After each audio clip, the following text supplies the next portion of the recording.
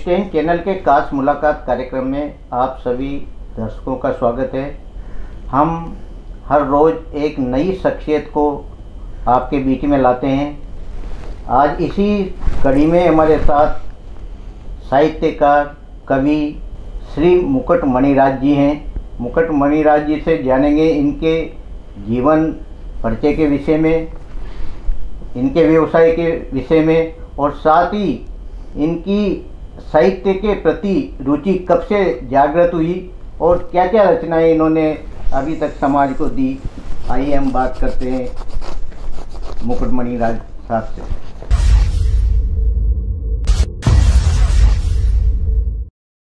मुकुट मणिराज जी, आपका हमारे स्टूडियो में बहुत बहुत स्वागत है। धन्यवाद दिनेश भाई साहब। मुकुट जी, आप अपने जीवन परिचय के बारे में बताएं। आप कब से इस क्षेत्र से जुड़े और आपका व्यवसाय क्या रहा और इस क्षेत्र में कैसे आए? ये लंबी कहानी है, फिर भी दरअसल क्या है कि संस्कार तो ग्रामीण कल्चर से, संस्कृति से और ख़ास करके माँ से मिले, क्योंकि माँ जो है वो बहुत अच्छा गाती थी और उसको जितने भी हमारे लोक संस्कृति के जितने गीत हैं सभी अवसरों के, शादी के, ब्याह के, गोने जामने के या कोई विभिन्न प्रकार के जो सामाजिक अवसर हैं उनके, धार्मिकता के, सभी कुछ जो है वो माँ खूब गाती थी और जानती थी। तो मैं भी उसके गाने से मतलब रूबरू हुआ, प्रभावित हुआ, बचपन से ही उसके साथ साथ गाया। और चूँकि गांव में रहते थे तो गांव की पूरी कल्चर को जिया, तो वो वहीं से मतलब गाना तो मैं शुरू से जानता ही था। और ख़ास करके लोक गायन, लोक में जो जितने भी कुछ गाया जाता है, चाहे वो महिलाओं के गीत हों, चाहे वो पुरुषों के गीत हों, चाहे वो तेजाजी हो, फाग हो, कन्हैया हो, कड़ा हो, वो सब मैं गाँव में जो जिस तरह से रहता तो वो सब में बचपन से ही इन्वॉल्व रहा मैं। फिर धीरे धीरे यहाँ चल कर के हायर सेकेंडरी में जब पढ़ने आया तो मल्टीपल स्कूल में हमारे कक्षाध्यापक थे श्री नंद जी चतुर्वेदी, जो आज की तारीख में पूरे साहित्यकारों से मतलब आप परिचित हैं और श्री नंद चतुर्वेदी का नाम भी आप बहुत अच्छी तरह से जानते होंगे। तो वो मेरे गुरु थे, तो मैंने पहली कविता लिखकर उनको बताई तो उन्होंने बड़ी तारीफ़ करी, प्रशंसा करी कि वास्तव में भाई तुम कविता लिख सकते हो। तो उन्होंने फिर एक रास्ता दिखाया कि भारत समिति में शनिवार ये गोष्ठियाँ होती हैं, तो तुम गोष्ठी में आना शुरू करो, तुम वहाँ लोगों को सुनोगे तो कविता भी समझोगे और तुम लिखते हो तो उसमें तुम्हें समझ भी तुम्हारी पैदा होगी। तो फिर वहाँ जाना शुरू किया। तो वहीं से पहली बार जो है रामपुरा में, मतलब वो श्याम नारायण जी सक्सेना थे, जागृति अखबार निकालते थे, तो वो महीने में एक बार जनता दरबार लगाया करते थे, है ना। और वो जनता दरबार में सभी पार्टी के नेताओं को इकट्ठा करते थे और उनके भाषण करवाते थे, है ना। तो वो एक बड़ा स्पेशल कार्यक्रम होता था। तो उसमें जब हम भारत समिति से लौट रहे थे तो एक युवा कवि का नाम पुकारा गया कि साहब हमारे बहुत ही श्रेष्ठ कवि और हमारे जो है यहाँ के करबला लाड़पुरा के ही रहने वाले हैं, तो प्रेम जी प्रेम आएँ और मंच पर काव्य पाठ करें। तो मैंने पहली बार जब प्रेम जी प्रेम को सुना तब मैंने महसूस किया कि क्या गीत हैं और किस तरह से ये लिखते हैं, किस तरह से पढ़ते हैं। तो पहले राजस्थानी में लिखने वाला कोई रचनाकार यदि मैंने सुना तो प्रेम जी प्रेम थे। बस उसके बाद से फिर धीरे धीरे लिखा, लिखते लिखते यहाँ तक पहुँच गए बस। मुकुट जी, आप शिक्षा से जुड़े रहे, शिक्षक रहे।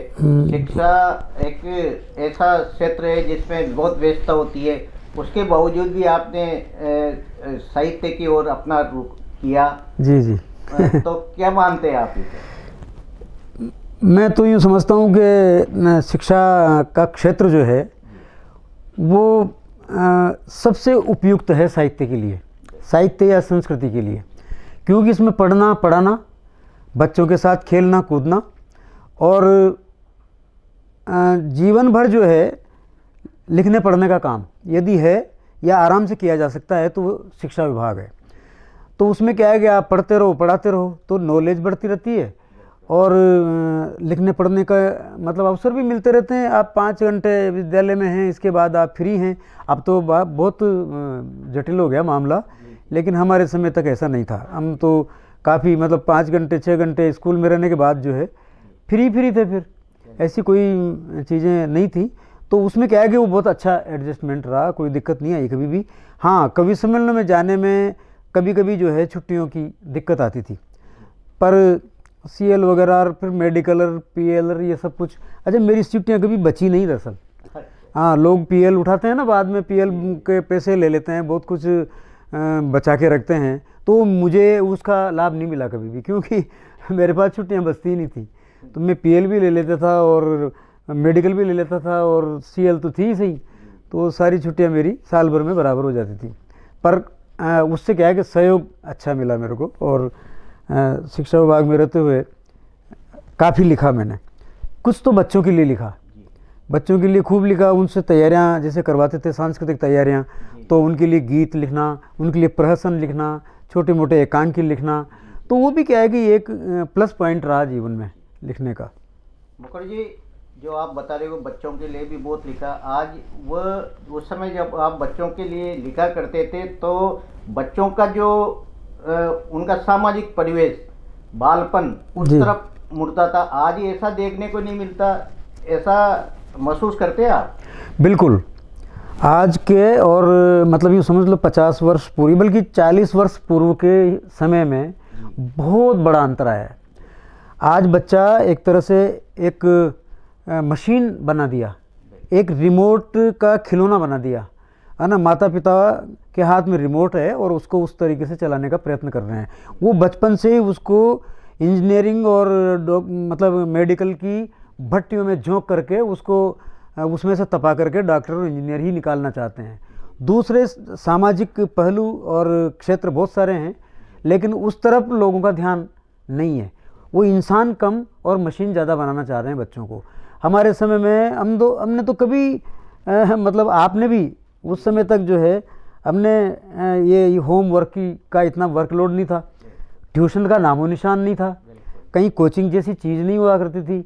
विद्यालय में पढ़ना, वहाँ जितना पढ़ा उसी से डॉक्टर भी बने, इंजीनियर भी बने, IPS IAS और RS दुनिया भर के, और शिक्षक और वकील सब वहीं से बनते थे, है ना। लेकिन आज जिस तरह की स्थितियां हमने पैदा कर दी हैं समाज ने, कि हम स्कूलों के तो ताले लगने की स्थिति आ रही है ना। बच्चे का फॉर्मल नाम लिखवाया जाता है स्कूल में, बाकी कोचिंग। और आप देख रहे हैं कोचिंग के बाद कितने डिप्रेशन में बच्चे हैं, कितना दबाव उन पर है। पर ये मतलब न तो अभिभावक सोचते हैं, और कुछ आड़ुति मुखूँ तो यह है कि कुछ खुराड़ा बूटा और कुछ खांजड़ा छीटा, हाँ, ये तरह उसको काम हो रहे।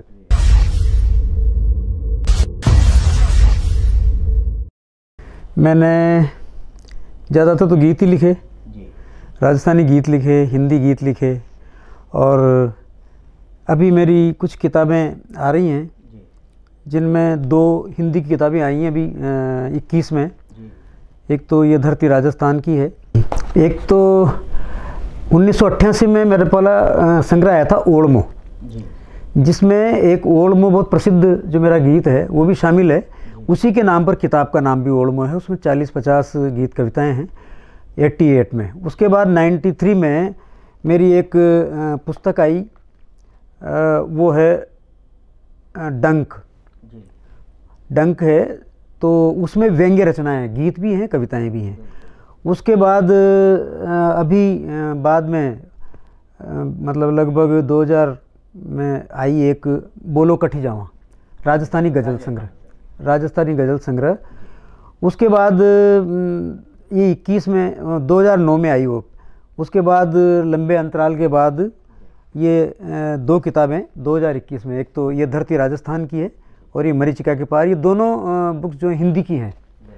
और उसके बाद अभी 22 में जो आई, एक तो ये राजस्थानी हाड़ होती कशा लिखा, हाँ, ये बहुत महत्वपूर्ण, बहुत छोटी सी किताब है 40 पेज की, लेकिन इसमें राजस्थानी जो हाड़ौती में लोग राजस्थानी भाषा लिखते हैं वो बहुत गलतियां करते हैं। बोलना तो आसान है पर लिखना बहुत मुश्किल है। उसको एज इट इज सुनने वाला या पढ़ने वाला जैसा का तैसा समझेगा, ये चीज़ मुश्किल होती है। तो फिर भी हम जो है कोशिश कर रहे हैं कि भाई ये लोग पढ़ें, हमारे साहित्यकार। और इसको उसके बाद ये पुस्तक आई मेरी अभी 23 में, गांव और अम्मा। इसको अभी सिरसा में, हरियाणा में 21,000 का पुरस्कार इसके लिए घोषित हुआ। राजस्थानी पर एक पुरस्कार देती है एक संस्था, तो ये अभी आई है ये। और अभी इस पर तो, और एक ये जो है ये भी 22 में आई थी, हाड़ौती की व्यावसायिक शब्दावली। इसमें ये एक तरह से वो है शब्दकोश है। इसमें राजस्थानी यानी हाड़ौती में रहने वाली 5-7 जातियाँ, पुरातन जातियाँ जो व्यावसायिक जातियाँ हैं, उन जातियों में जो व्यवसाय है, उस व्यवसाय में काम आने वाले शब्दों का मैंने जो है इसमें व्याख्या सहित विवरण किया है। तो ये किताबें हैं, 2 किताबें मेरी प्रेस में हैं। एक तो आने वाली है अभी, वो है ओड़ियों की ओड़ियाँ, वो राजस्थानी संस्मरण है। और एक है अजब गजब का लोग, तो वो रेखा चित्र हैं, मतलब व्यक्तियों पे विशेष तौर पर। तो इस तरह से 10 पुस्तकें जो हैं अब तक प्रकाशित। मुखर्जी, आपने श्रृंगार में भी गीत लिखे, और ये श्रृंगार की जो विधा, इसके प्रेरणा स्रोत कौन थे आपके पीछे? दरअसल श्रृंगार लिखना या कोई भी विधा लिखना, उसका प्रस्फुटन उसके स्वभाव से होता है। ये बहुत स्पष्ट शब्दों में, हाँ, भले ही लोग इन बातों को कहते न हो, पर मैं ये क्या है, जैसा आदमी का स्वभाव होता है ना, वो वैसा ही उसके अंदर से निकल कर आता है। मैं क्या है, शुरू से ही दरअसल अपडेट रहा हूँ, और मतलब सुंदर देखना और सुंदर दिखाना और दिखना मुझे बहुत पसंद रहा है। तो मैं शुरू से ही क्या है कि ख़ास करके जो श्रृंगार से प्रभावित तो मैं दुर्गादान सिंह जी गौड़ साहब से हुआ, क्योंकि उनसे बड़ा श्रृंगार लिखने वाला राजस्थानी में तो कोई दूसरा है नहीं। और श्रृंगार भी उनका बिल्कुल दर्द और दर्शन जिसमें समाहित हो, ऐसा श्रृंगार उनका, तो उससे मैं सर्वाधिक प्रभावित रहा हूँ। और श्रृंगार, लेकिन उससे पूर्व में मैंने श्रृंगार में ही लिखना शुरू किया। और युवावस्था में ये सबसे चहेता विषय होता है श्रृंगार, तो उसी में लिखना शुरू किया। और वो और भी फिर विषय, करुण भी मैंने बहुत लिखा, करुण रस भी मेरा मूल रस रहा है, श्रृंगार रहा है। फिर समसामयिक तो खैर लिखे ही हैं, वो भी जो कवि का फर्ज होता है, तो वो भी निर्वाह किया समय समय पर।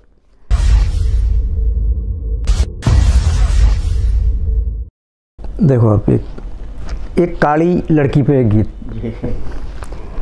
एक भूमिका या छे कि एक बच्ची मस्सू और प्रश्न कर रहे कि सर आप जो है गोरी गोरी लड़कियों पे गीत लिखते हो, ये मुझ पर भी लिखो, काली लड़की पर। तो मैंने कहा बता क्या क्या लिखूं। तो इसमें यही भावना है कि उसने क्या क्या बताया जो है बस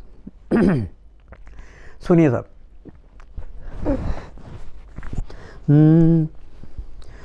मूछू छोरी काली, हाँ मूछू छोरी काली, लोया तांबा की ढाली, अजी मूछू छोरी काली, लोया तांबा की ढाली, सारो जग गोऱ्या के पाछे, मारो राम रुखाली, मूछू छोरी काली, मूछू छोरी काली। काली लड़कियों के साथ समस्या यह है कि जैसे सगाई संबंध होने जा रहा हो तो सारी बातें भले फिक्स हो जाएं, लेना देना ये हो, पर वो लड़का ये कह के ही मना कर देता है कि साहब लड़की थोड़ी सी काली चे सांवली चे, मारो तो पसंद आई सब कुछ, तो जबकि मन नहीं देखते उसका। अज तन देखो पण मन न देखो, काई मिनखा चारो, तन देखो पण मन न देखो, काई मिनखा चारो, अजी नागिन गोरी हो के काली, ऊको ऊ फुपकारो, बरसा दास रखाण्यो भारत, बरसा अंग्रेज, बरसा दास रखाण्यो भारत, गोरी चमड़ी जाली, मूछू छोरी काली, मूछू छोरी काली। उदाहरण देती है वो काली कैसी होती है।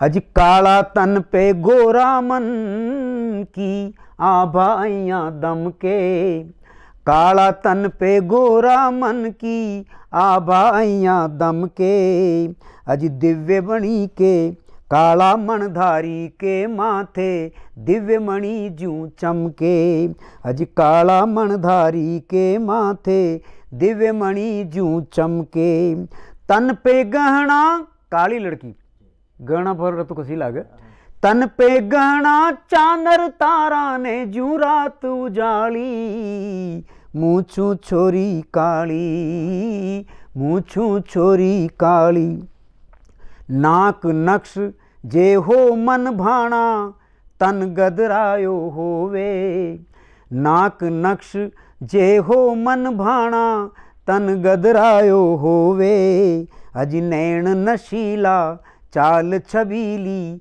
मोती लड़ियाँ पोवे, तो गोरियां का ढोला भी हो जावे काली कहाली, मूछू छोरी काली, मूछू छोरी काली, अजी मूछू छोरी। क्या क्या चीज़ें काली होके भी गुणकारी होती हैं। देखो, काली कस्तूरी सर जीवन बूटी जान बचावे, काली कस्तूरी सर जीवन बूटी जान बचावे, अज काली गाई को दूधड़ लो सारा रोग मिटावे, भंवरा फूल खिलावे मीठो गावे कोयल मतवाली, मूछू छोरी काली, मूछू छोरी। और कहीं कहीं चीज़ा, बैंगन जामू रगतू जाले, बैंगन आयरन, जामू विटामिन सी, बैंगन जामू रगतू जाले टीको नजर बचावे, बैंगन जामू रगतू जाले टीको नजर बचावे, अज काली आफू मदगाली अंगूरी काली भावे, तो काली मिर्चा को झर्राटो बाता दे की भाली, मूछू छोरी काली, मूछू छोरी। और एक बहुत अच्छा सा छंद, कालो कानो काली कामल काली लाठी धारे, कालो कानो काली कामल काली लाठी धारे, अज कालो जमुना जी को पानी पाप हरे भवतारे, अज कालो जमुना जी को पानी पाप हरे भवतारे। और दो देव हमारी संस्कृति में काले होकर भी कितनी उनका प्रभाव है, पाप हरे भवतारे।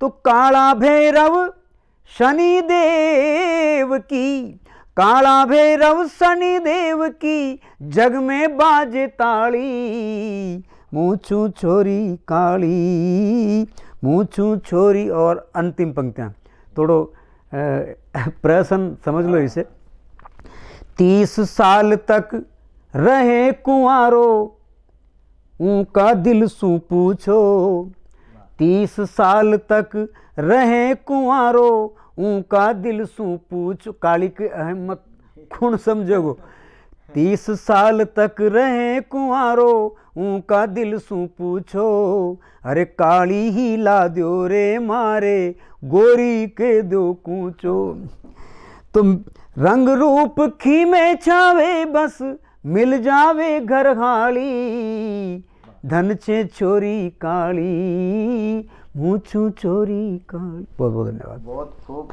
मुकुट जी। मुकुट जी, आपकी सबसे बड़ी उपलब्धि क्या रही है? जैसे कोई आपको बड़ा पुरस्कार? हाँ, हालांकि दिनेश जी, पुरस्कार से कोई कभी बड़ो ना हो, बिल्कुल। और ये तो एक अवसर की और एक चांस की बात है कि जैसे एकेडमीज़ का पुरस्कार से तो हम एक निर्धारित समय रह कि भाई पुस्तक प्रकाशन चूँ 1 साल पहले से और 2 साल बाद ताई ही वह उमा भेजी जा सके। कई बड़ा बड़ा साहित्यकार जो न बेच सके न मिल सके, एक अवसर छुआ टाइम बाल्ड होगी तो होगी। मारी भी ऐसे ही 2 किताबें, लेकिन मारते ही सबसे पहली 96 नहीं हाँ 95-96 में महेंद्र जाजोदिया साहित्य पुरस्कार दिल्ली को, राजस्थान रत्नाकर को राष्ट्रपति KR नारायण का करकमला से पहलो पुरस्कार में ही मिलो हमारी पुस्तक ओढ़मो पर। और उनके बाद लगभग कतना ही पुरस्कार बहुत सारा है जिसमें मतलब हूँ गणा भी न पाऊँगा बहुत अच्छे। और बार पिछले साल ही राजस्थानी भाषा साहित्य संस्कृति अकादमी ने आगेवान पुरस्कार दो उनके पहली बम्बई से घनश्याम दास सर्राफ पुरस्कार 31,000 को मिले। तो खैर बहुत सारा से पुरस्कार तो, लेकिन लेखन सबसे बड़ी चीज़ है। पुरस्कार एक जिम्मेदारी दे इंसान कताई कवि कताई साहित्यकार कताई, यदि कोई पुरस्कार मिल रही है या कहाँ सम्मान मिल रही है तो वो सम्मान और पुरस्कारों कताई या जिम्मेदारी और बढ़ाओ चूँकि कि तू जो है और अच्छो लिख समाज कताई जितनो अच्छो दे सके उतनो दे। बाकी ठीक है चल रहे 2 पक्ष देने चाहिए, एक तो लेखन को पुस्तक प्रकाशन को और एक मंच को। मारो सौभाग्य हो रहे हो कि मुँह दोनों तरफ ही कोई दोनों उपलब्धियाँ हासिल कर पाए और मिली, लोगों को बहुत प्यार मिलो, मंच से भी बहुत प्यार मिलो। और अटी साहित्य के क्षेत्र में मतलब पुस्तकां का पुरस्कार वगैरह सारा कई पुरस्कार मिले तो वहाँ को भी बहुत योगदान रहे बहुत सारा, लगभग 21-22 करीब तो पुरस्कार चर सम्मान तो पग पग पे ही छे खूब प्रपाचा समाज की और लोगों की बस नहीं मिले। मोकड़ जी, राजस्थानी भाषा में आप लिखते हो, राजस्थानी भाषा को बढ़ावा देने के लिए आपने बहुत प्रयास भी किए, अभी तक ये 8वीं सूची में शामिल नहीं हुई, क्या आप लोगों के प्रयास आप? जी बहुत अच्छा प्रश्न आपने करो जे। दरअसल राजस्थानी पहली बात तो ये अच्छे कि माँ बहुत लेट हो गया, जिस तरह से अन्य प्रांत हैं वहाँ में सब में अपनी अपनी भाषा से और वो राजकीय भाषा से है ना। उत्तर भारत का 5 प्रांत 5 प्रदेश जिनमें राजस्थान, मध्य प्रदेश और हरियाणा, उत्तर प्रदेश और क्या नाम चू बिहार, ये 5 राज्य ऐसे अच्छे जहाँ की भाषा प्रारंभ से ही हिंदी मान ली गई कि भाई ये, और यहाँ की जो उपबोलियाँ थी चाहे वो मैथिली हो, चाहे वो राजस्थानी हो, चाहे वो ब्रज हो, चाहे वो अवधी हो, है ना, ये सब बोलियाँ जो है हिंदी की उपभाषा मानता हूँ यहाँ। यहाँ कहते हैं हिंदी में शामिल मान लो, और हिंदी राजस्थान हिंदी मतलब जो है यहाँ राज्य की राजभाषा मान ली आज़ादी के साथ ही। जबकि नीचे दक्षिण भारत में जाओ या पूर्वोत्तर में जाओ या पश्चिमोत्तर में जाओ, आप सब जगह वहाँ की अपनी अपनी बोली भाषा चल, वो राज्य अपनी अपनी भाषा वापर रहे। यो दुर्भाग्य राजस्थान को रहो, जबकि यहाँ राजस्थानी को अतनो विशाल और विशद भंडार मौजूद छो हर विधा में। आप तो यह देखो जो राजस्थान मतलब हिंदी साहित्य को आदिकाल से जिसको चारण साहित्य काल भी कहे जा अपन, है ना, और जिसको आदिकाल भी कहे जा और जिसको वीरगाथा काल भी कहे जा, 3 नाम से जाने जाओ से वो पूरो काल आप उठार देखेगा पूरी को पूरो राजस्थानी से डिंगल और पिंगल।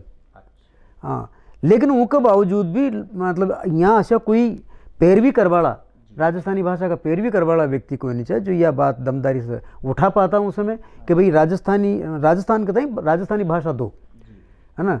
अब आज कहीं हो रहे छे कि 70 साल तक तो माने हिंदी मीडियम पढ़ ली, बिल्कुल सत्य है। 60-65 साल तक तो हिंदी मीडियम में पढ़ता रहे बच्चा। आज मारी उम्र तई का जो 65 साल तई का लोग छे वहाँ ना सुलेर आज तई का बच्चा हिंदी मीडियम पढ़ रहा है। राजस्थानी जो हाड़ुती जो माइड भाषा अपनी छे, आपन तो हाड़ुती की बात करा, या धीरे धीरे धीरे केवल एक बोलचाल की भाषा रही, वह भी बहुत कम। अब माइग्रेशन कोटा में तो उतना बड़ो छे कि यहाँ पूरा हिंदुस्तान और बाहर का 2 लाख बच्चा रह रहे, तो जहाँ जहाँ ग्राम रह रहे वहाँ की मजबूरी है कि वो अपनी लोकल भाषा छोड़ वहाँ की भाषा मिलती जुलती भाषा बोले, वो वहीं समझानी तो पड़ेगा ना। तो दुकानदार भी वहाँ की भाषा बोल रहे थे, व्यावसायिक भी वहाँ की भाषा बोल रहे थे, परिवार में जम हो रहे थे वो भी वहाँ की भाषा बोल रहे थे, और बाजार भी वहाँ की भाषा बोल रहे थे। वहाँ की भाषा से मतलब हिंदी मीडियम बोल रहे थे। तो आप धीरे धीरे राजस्थानी छूटती जा रही है, यानी अपनी जो मैड भाषा है छूटती जा रही है। और तो और गाँव का लोग बाग शहर मार यूँ समझे छे कि आप यहाँ हाड़ोती बोलिया या राजस्थानी बोलिया तो गांजा समझेगा, है ना। तो वो भले टूटी फूटी आओ पर वो हिंदी बोलवा की कोशिश कर रहा है।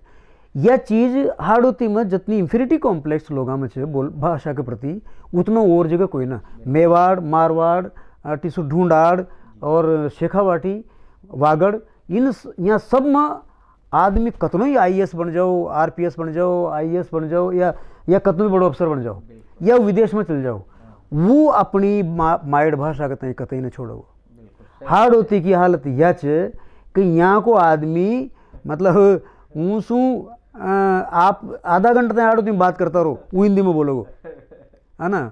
तो मुँह तो पूछ भी लीजिए कि भैया तू कहाँ से अमेरिका से आयो छे, अमेरिका से आयो छे, तू इंग्लैंड से आयो छे दादा, मुँह हाड़ोती बोल रहे हो तो ना हाड़ोती ना होगा। तू जब जीपा बड़ो या तू जब सामान्य गाँव से आओ छे, तू झाड़ गाँव से धनवा से आ रहे छे और उनके बावजूद मतलब तो नहीं बोलो हिंदी। हिंदी हमारी राष्ट्रभाषा है, हिंदी हमारी राजभाषा है। सारी भाषा आपन पढ़ा, आपने हिंदी पढ़ा, अंग्रेजी पढ़ा, फ्रांस, जापान, जितना दुनिया की भाषा जो आपन सीखा पढ़ा, लेकिन अपनी माइड भाषा के तई यदि आप भूल रहे हो तो आप निश्चित रूप से अपनी धरती के तई भूल रहे हो, आपकी माँ के तई भूल रहे हो, आपकी माँ जी का दूध से आप ऋण हुआ की कोशिश कर रहे हो, उसको ऋण और कर्जो दोबारा झेल रहे हो। माइड भाषा बोलता जिण ने आवे लाज, लाजे अशा कपूत सू सारो सुजन समाज। ये वास्तव माइड भाषा सू बड़ो मीठो मतलब मीठी भाषा कोई दुनिया में दूसरी न हो सका। आप कितनी भाषा सीखो बोलो बहुत अच्छी बात है, लेकिन अपनी भाषा न मत भूलो, वह याद रहनी चाहिए जी, वह बोलनी चाहिए। मुकुट जी, आज का युवाओं के ताई आप कई संदेश देवो चाहो जो भाषा का मामला में कि भाई अपनी जो मातृभाषा है अपने उन्हें न भूलनी चाहिए। बिल्कुल, इनमें तो कोई दोहराए कोई ना साहब। आज प्रेरणा लेनी चाहिए दूसरा जो भाषा भाषी लोग जो वहाँ से सिंधी देख लो, सिख पंजाबी देख लो, या मद्रासी देख लो, या कहीं कन्नड़ से आए हों तो उनको देख लो। अपने समाज में जब वो उठते बैठते हैं तो अपनी ही मातृभाषा में, अपनी ही माइड बोली में वो बातचीत करे छे। आप मारवाड़ साइड का लोगाना देख लो, आप शेखावाटी साइड का लोगाना देख लो, आप मेवाड़ साइड का लोगाना देख लो, ढूंढाड़ में देख लो, वो जब बात करेगा तो अपनी माइड भाषा में ही बोलर बात करेगा। केवल हाड़ोती में पतो न क्यों लोगों के ताई, हालांकि हाड़ोती में भी जो कवि सम्मेलन राजस्थानी का हो छे वहाँ ना इतनी अलग तो जगह ही छे लोगों में कि यार ये पढ़े लिखे लोग भी हाड़ोती बोल रहे छे, हाड़ोती में गा रहे छे, तो एक मानसिकता तो बनी छे। लेकिन चूँकि यह भाषा व्यवसाय से जुड़ी हुई कोई ना, सबसे बड़ी बात यह है आज मान्यता मिलती तो यह व्यवसाय से जुड़ती, व्यवसाय से जुड़ती तो सैकड़ों बच्चा मतलब के लिए यह कोर्स इनको एक भाषा का रूप में आतो, तो इसके लिए कई टीचर भी वहाँ के लिए नौकरियाँ मिलती। बहुत सारा मतलब एक ही वो कोई ना पक्ष एक ही पहलू नहीं है, इनका घना सारा पहलू है। यदि मान्यता मिल जाओ छे, अच्छा मुँह एक बहुत सहज भाव से अशा लोगों से जो इनको विरोध करे छे, विनम्र भाव से वहाँ से एक बात पूछना चाहूँ छूँ कर संस्कृत कशा राज्य की भाषा है लेकिन मान्यता प्राप्त है, उर्दू कशा राज्य की भाषा है लेकिन मान्यता प्राप्त है, अंग्रेजी अपना कशा राज्य की भाषा है लेकिन मान्यता प्राप्त है। इनका मान्यता प्राप्त करवा सू आपको तो कहीं पकड़ जाओगे। मानो तो मान जो, बोलो तो बोल जो, ना बोलो तो मत बोल जो, है ना। आप इसमें पढ़ना ना हो तो पढ़ना, नहीं पढ़ना हो तो मत पढ़ना। हमारे पास तो विकल्प हैं, परीक्षाओं में भी आप अंग्रेजी में लिख के परीक्षा दो चाहे हिंदी में लिख के परीक्षा दो। हाँ, तो ये तो समस्या कहीं है ही नहीं। समस्या तो केवल मानसिकता की है। जो यूपी और बाहर के लोग हैं उनको ये डर लग रहा है कि राजस्थानी की मान्यता होगी तो पेपर राजस्थानी में आएगा तो हमारा क्या होगा, क्योंकि ये तो चरागाह समझ रखा है लोगों ने, राजस्थान को चरागाह समझ रखा है। हर कहीं से बिना बाढ़ का मतलब खेत है ये, कहीं से भी घुस जाते हैं चरने के लिए, है ना। और जब उनको दूध देने की बात आती है तो फिर वो डांग जाते हैं। ये स्थिति इस राजस्थान के लिए हो रही है। ये राजस्थान को मतलब जुबान नहीं मिल रही अपनी, वो मिलनी चाहिए। इसका जो विरोध कर रहे हैं वो मेरे सामने बैठ के बात करें। हाँ, वो विरोध गलत विरोध कर रहे हैं। यदि इसकी मान्यता से कोई वज्र नहीं टूटने वाला, लेकिन ये तृतीय भाषा के रूप में चलेगी तो कम से कम ये जो माइड भाषा जो हमने माँ के दूध के साथ अपने हलक में उतारी है, कम से कम हम उसे भूलेंगे तो नहीं, वो मरेगी तो नहीं। यदि वो भाषा मर गई हमारी तो पूरी संस्कृति मर जाएगी, हमारे तो रीति रिवाज मर जाएंगे, हमारे तो गीत गाल मर जाएंगे, हमारे तो पूरा लोक मर जाएगा। हमारे पास क्या बचेगा? इसलिए भाषा, लोक भाषा का रहना बहुत ही आवश्यक है। वरना आज आपकी और हमारी माएँ जो शादियाँ का, ब्याहों का, दुनिया भर का गीत गाल ख़त्म। कौन आज तो ढोलक पर न जाने कहाँ कहाँ के नए फिल्मी अंदाज में गीत होने लग गए, लाडी बनना भी। तो ये सब चीज़ें तभी जीवित रहेंगी जब हमारी भाषा जीवित रहेगी, हमारी बोली, हमारी मातृभाषा जिएगी। मुकुट जी, जाते जाते एक छोटा सा गीत और दर्शकों को सुना दे। श्रृंगार कोई छवि गीत, गीत को शीर्षक चा आती जाती होगी। दरअसल लड़की की जब शादी हो जाए तो भारतीय संस्कृति में हिंदू लड़कियां का इतना सारा सेन बोर्ड लाग जाओ कि देखते ही आप पछाण जाओ दूरा सुई के आती जाती होगी, यानी सासरे चल गई। कोई माँ अभिभावकों से अपन पूछ लें कि आजकल बाई कहाँ चे कहीं करे चे, कसा बात मन आती जाती कर दी। अब बहुत सहज भाव से कहते, मतलब आती जाती कर दी मतलब सासरा अब जावा लागी। लीजिए तो उमा जो उका जो परिवर्तन जो उमा हो एक बच्ची में, मतलब बहुत मुश्किल काम है दिनेश जी हो, क्योंकि वह जीवन भर मतलब 15-16 या 20-22-25 साल अपना पेयर में जी मस्ती में जी स्थिति में रह, और एकदम से जब वह ससुराल उन्हें जानो पड़ा तो वह कितनी जल्दी परिवर्तित हो जाओ, कितनी जल्दी एब्जॉर्व कर ले सब चीज़ां ना, कितनी जल्दी मतलब उतार ले अपना आप में। यह एक गुण केवल लड़की को ही हो सके। माथे बींदी मांग में हिंगड़ू, काना झूमर लटके। माथे बींदी मांग में हिंगड़ू, काना झूमर लटके। मंगल सूत्र गला में, लटियां गाला का रस गटके। मंगल सूत्र गला में, लटियां गाला को रस गटके। गदरागी गदरागी चंपा की डाली, और मदमाती होगी अजी। माने लागे छे के छोरी आती जाती होगी। गदरागी चंपा की डाली, और मदमाती होगी अजी। माने लागे छे के छोरी आती जाती हो। परिवर्तन कहीं कहीं आओ, देखो आप। अज तरया तरया जे नैण, फिरे छा झुक्या झुक्या सा लाग्या। तरया तरया जे नैण, फिरे छा झुक्या झुक्या सा लाग्या। और चतर चौकड़िया भर भाड़ा पग, रुक्या रुक्या सा लाग्या। अजी उछल कूद करने वाली लड़की कितनी कितनी ठरी ठरी सी हो जाती है। चतर चौकड़िया भर भाड़ा पग, रुक्या रुक्या सा लाग्या। शरणाती सी नंदी को उफान उतर गयो जाने। अजी कोई शिकारी बुलबुल का पाखड़ा कुतर गयो जाने। अजी कोई शिकारी बुलबुल का पाखड़ा कुतर गयो जाने। चरताली कई चरित्र करने वाला वो बालपन।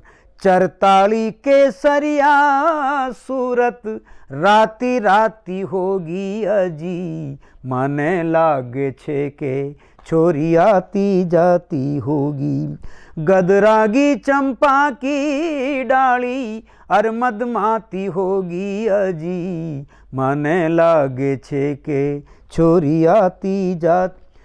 बच्चियाँ बचपन में ऊणे खूणे लुक छुपर श्रृंगार कर वो खेलती रहे। कई तरह का श्रृंगार गाँव में तो सुन भी जाएगा, भिक्षा सर, बूढ़ा का पातड़ा सर, वहाँ से गणा बना बना मतलब बच्चे खेलती रह जी। खैर वो जमाना बदल गया, पर आज भी गाँव में, शहर में तो बच्चा के तई फुर्सती कोई ना साहब। 3 साल का तो स्कूल में डाल देगा, दिन भर होमवर्क और कोचिंग और उसे ही मतलब रात दिन बच्चा को बचपन छीन लियो अपन ना। पर वो उस समय छोर आज भी गाँव को उस समय जब बच्चा खेल रहे। ऊ बेबाक ठहाका देबो, नो नो नखरा करबो। अजी ऊ बेबाक ठहाका देबो, नो नो नखरा करबो। अर कई बहाने गरियाला में, बीसा बारी फरबो। गर्दन का झटका सू आगे पाछे, केश पटक बोजी गर्दन का लटकासू आगे पाछे केश पटक बो ढीलनी रख बो पाछे फिर दिन भर कंघी कर बो। जवानी के लक्षण। ढीलनी रख बो पाछे फिर दिन भर कंघी कर बो। बारे शेली पाली बिल्कुल ठंडी नजर आती है लेकिन अंदर से आग जलती हुई। बारे शेली पाली भीतर ताती ताती होगी अजी माने लागे छे के छोरी आती जाती। अंतिम पंक्तियां निवेदन करूँ छू। कतनो परिवर्तन एक साथ आवे छे।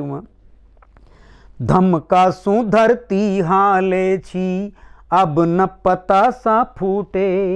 चाल में परिवर्तन। धमकासू धरती हाले छी अब न पता सा फूटे अजी बोले तोड़ा मासा सपना साजन का न टूटे।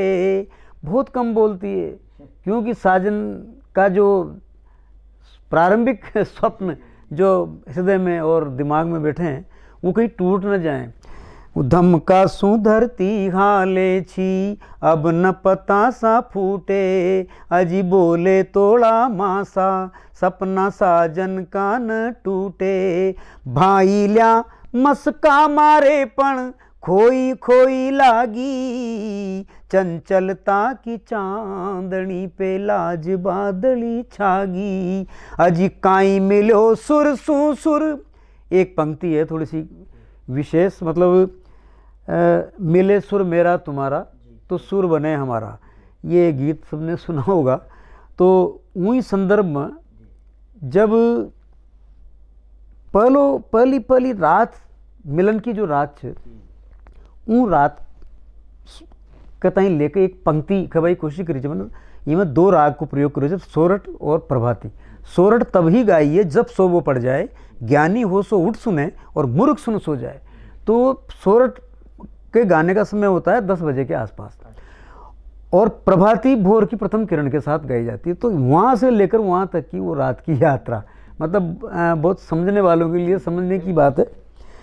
धमकासू धरती हाले छी अब न पता सा फूटे अजी बोले तोड़ा मासा सपना साजन का न टूटे। भाई ल्या मस्का मारे पण खोई खोई लागी चंचलता की चांदनी सुलाज बादली छागी।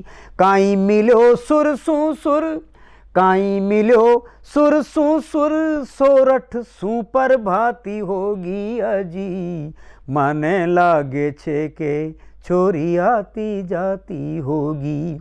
गदरागी चंपा की डाली अरमद माती होगी अजी माने लागे छे के छोरी आती जाती होगी छोरी आती जाती होगी।